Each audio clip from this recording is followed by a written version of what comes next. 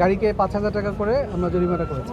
এবং এটা মূল সড়ক থেকে ফুটপাথ পর্যন্ত নাকি বিষয়টা? এটি হচ্ছে যে জনপথের চলাচলের যে কোনো জায়গায় যদি অবৈধভাবে অনুমোদনবিহীনভাবে তারা প্রবেশ করে জনস্বার্থ বিঘ্ন ঘটায় বা তারা ব্যবসায়িক কার্য পরিচালনা করে।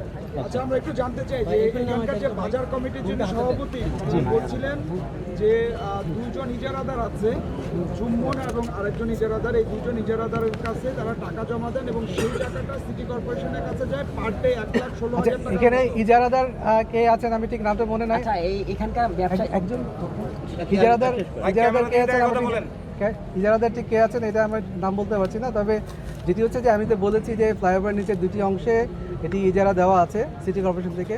তো সেই ইজারার যেটা একটা চুক্তি থাকে মানে বা মেয়াদ থাকে, ইজারা মেয়াদ অন্তে এখন এটি খাস কালেকশন করা হচ্ছে। আবার এটা ইজারার প্রক্রিয়া চলমান আছে। যদি এটা টেন্ডার ড্রপ করে তারা ইজারা গ্রহণ করে তাহলে যিনি ইজারাদার হবেন তিনি এটা টাকাটা উঠাবেন। এখন এটি খাস কালেকশন করা হচ্ছে।